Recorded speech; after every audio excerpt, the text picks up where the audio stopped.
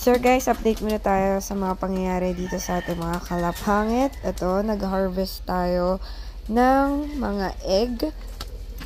Tingnan nyo, ayan, may dalawang egg dito. Alam nyo kung bakit? Kasi nga may paparating na tayong summer race. So, hindi pwedeng may mga eggs. Uy, ang sungit. Yan, hindi pwedeng may mga egg sila. So, ina-harvest na yan. And then dito sa kabila naman, ICB. Isa pa lang yung egg niya actually. Ito, tignan nyo. Medyo masungit lang siya. Hindi ba? Sungit.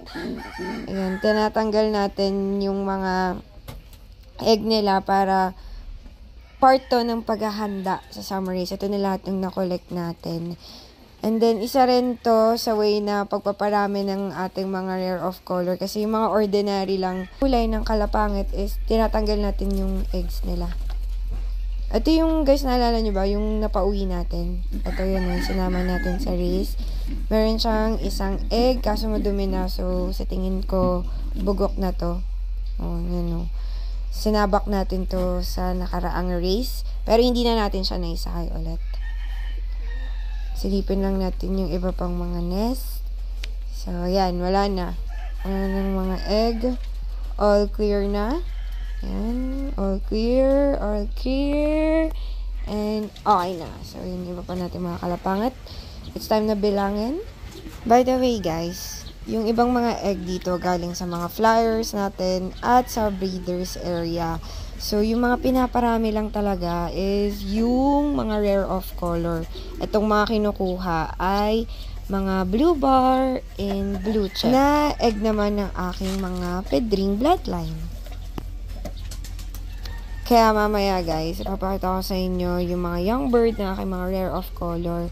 So, ang total neto, ang total lahat ng na-harvest natin, lahat-lahat yan, 26. Sobrang dami, 'di ba? Ganun sila kabilis dito, ganun mag-produce yung mga breeders natin, mga flyers natin ng egg. Kung maraming egg, syempre guys, marami ding mga young bird. Kaya pakunti-kunti, ina-out na natin sa lahat. Dahil sa mga susunod na araw, maraming ma-hatch na rare of color racing pigeon eggs. Kaya today din ipapakita ko sa inyo, ito, ang aking mga young bird na ia-out ko. Unang-una, ang aking rare of color na Black Tiger Grizzle. Ayan yung young bird ko na Black Tiger Grizzle. Ito yung nestmate naman niya. Ito, not for sale ko. Hindi ko ito i-out. Nestmate niya lang to. Gusto ko lang ipakita sa inyo. So, etong YB muna na to, yung Black Tiger Grizzle. Kapag nag-molt na to, tsaka nyo makikita yung mga white patterns niya na magke-create ng tiger illusion. So, racing pigeon na rin to kasi na-cross na to sa mga pinang-release natin. Ito, kaya siya hindi for out. Kasi, white tiger grizzle siya. Rare kasi to guys eh. Ayan o, as you can see, black flight siya. So, parehas naman sila na pang-racing din. Pero kasi, di ba nga, ang kinokollect ko dito sa farm is talagang mga rare. Kaya, isa-share ko muna sa inyo, pakunti-kunti, yung mga sobra-sobra dun sa mga rare collection ko. Kagaya nun, Black Tiger Grizzle na racing pigeon. Ayan o. So, 100% sure na sure to na Black Tiger Grizzle. Hintayin nyo lang mag-molt. Tsaka nyo makikita yung magke-create ng tiger pattern. Yung mga white feather na nagke-create ng patterns. In a closer look, guys, ayan. As you can see, wala pa siyang tiger pattern. Pero, eventually, lalabas to. So, bihira pa lang, sobrang rare pa lang makakita kayo ng Black Tiger Grizzle na pinang-re-race. Not unless talaga yung Black Tiger Grizzle na yun, ikrenos sa mga racing pigeon, which is, ayun yung ginawa natin dito sa farm. Kaya naman, itong i-release ko na Black Tiger Grizzle Racing Pigeon, sobrang bihira lang. As in, very rare lang to. So, ito, pwede nyong i-check sa mga shows, sa mga racing, kung merong ini-entering ganito. Pero, iilan pa lang tayong merong ganito. Hindi na kailangan mag-import. Next naman tayo, guys. Ito, yung nauna, ay for flex pa lang yan. Tapos, itong pangalawa, ito naman yung 4 out natin. Another Black Tiger Grizzle yan. Pero, dito muna tayo sa 4 flex. Tignan nyo to, guys. Sobrang ganda nito. Charan! Grabe yung mga nilalabas na mga rare of color pigeons natin. As in, masasurprise ka. And take note, cross na to ng pang-racing. So, pwede mo siyang ipang-race and pwede mo rin siyang ipang-show. So, bahala ka na. Pero, gusto ko lang din malaman kung ano bang tawag dito. Kasi, tingnan nyo kakaiba yung lace niya. Tapos, tingnan nyo. I-zoom in natin yan. Wait. Ayan. So, tingnan nyo yung lace. Ang ganda, diba? So, hindi ko sure kung anong tawag dito.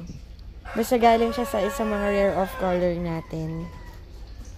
Rare of color racing pigeon. So, I can't wait na makita to. Na ipanglalaban natin. Sobrang dami na talaga ng rare of color. Tapos, padami pa sila ng padami. Tapos, ito yung 4 out. Another black tiger grizzle to, guys. Kamukha niya yung nauna. Pero, sa batch na to, dalawa lang talaga yung i-release ko or pwede kong ma-share sa inyo as requested kasi lagi kayo naghahanap. At alam ko, nahihirapan kayo maghanap ng Black Tiger Grizzle. What more pa to? Black Tiger Grizzle Racing Pigeon. Opo, nakakross po siya sa pinangkakarera natin. Kaya pwede po talaga siyang isabak sa kahit anong competition, karera man or show. Tignan nyo naman. O, diba? Hintayin nyo pa pag nag-molt yan. Kaya paunahan na lang talaga. Alam nyo na kung saan nyo makikita yung post na for code 1 natin sa mga rare of color racing pigeons. Alam ko excited na kayo at ang tagal nyo nang inaabangan. Tinapos ko lang talaga yung code 1 sa mga guppies magenta natin. And this time, eto na.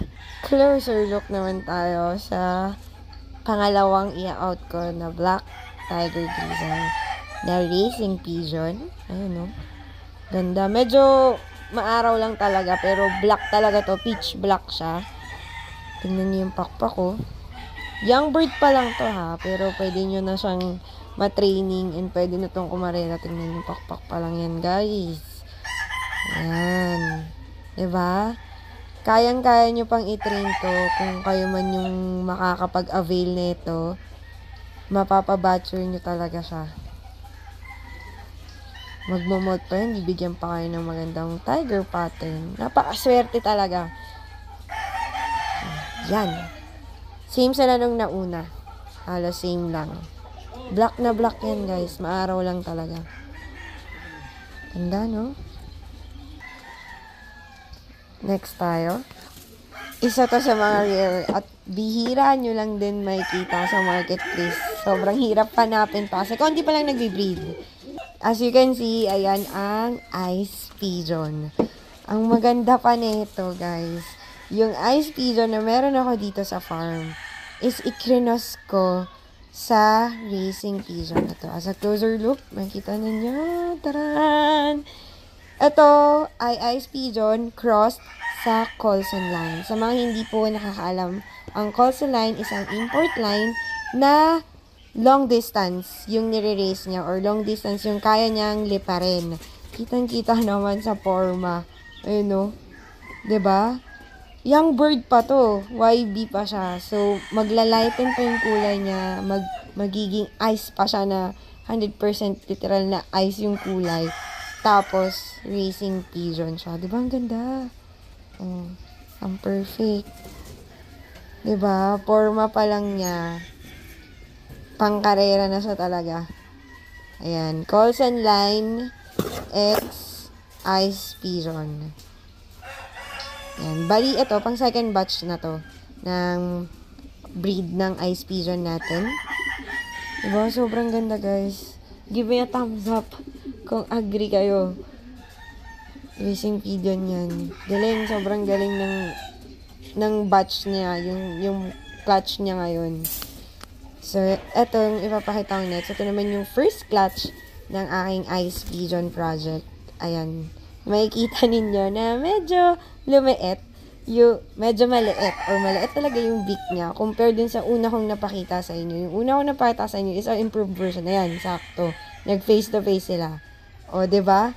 Yung isa, rare na racing pigeon. Ito namang isa is more on the side of fancy pigeon pa siya. Nagmana siya dun sa 100% na ice pigeon ko. So, ayan. Pero yung kulay niya, ang ganda. Medyo mas older lang to kasi nga siya yung naunang clutch. ng Ice Pigeon project ko. Pero yung isa, yun yung may a lot of improvement pa kasi parang nag-evolve siya. Ano, ito. Closer look. Ito na yung evolved version ng Ice Racing Pigeon. May wings. Diba? Young bird to. Magla-light pa siya at mag-ice pa. So, ito yung kabila. Charan! Sobrang ganda. Guys, for flex ko lang to. Hindi ko pa siya kayang i-out. Kasi natutuwa lang ako sa Ice Pigeon project. Kasi naging successful siya. Naging pang-racing na yung ice breed natin. Na very rare. Ewan ko, bilang pa lang talaga yung nagbi-breed nito. Itong ganitong klaseng Ice Pigeon. Ano? Diba? Ang ganda. Tapos, ito naman yung first clutch ng project natin. Yan. Ito, medyo hindi pa gaano yung forma niya na pang-racing. Though, may dugo na siyang pang-racing. Kaso, mas lamang lang talaga yung pagiging fancy na itsura niya. Compared dun sa nauna na talagang hulma na siyang pang-racing. Yan o. Diba? Yung beak lang talaga yung medyo pinagkaiba nila nung nauna. Medyo shorter lang. Ganda. So, sino ba dyan yung may mga ice pa? Comment down below. Reflex rin sa comment section yung mga ice pigeon nyo. That's it muna guys for today's episode. Voice over vlog muna yung ginagawa natin dahil nga busy na tayo sa work. Para kahit pa paano nakakapag-upload ako na update ko kayo sa mga alaga kong kalapangit. Sa iba pa nating inaalagaan dito. So, for now, yung laman ng vlog na to is about yung pag-code 1 natin sa dalawa. Dalawa muna, Black Tiger Grizzle. Sa part 2 ng vlog na to, ipapakita ko sa inyo yung next naman natin for release. So, sa mga nag-aabang dyan, alam ko, ang dami nag-aabang sa inyo at gustong-gusto na magkaroon ng mga Black Tiger Grizzle. Ipapost ko yung code 1 ng Black Tiger Grizzle ko, Racing Pigeon, sa 152 Club. Kung saan din tayo nagpo-post ng code 1 ng mga guppies natin. So that's it na guys for today's episode. I hope you like it. Don't forget to like, share, super thanks, and subscribe. See you guys again on my next vlog. Bye guys!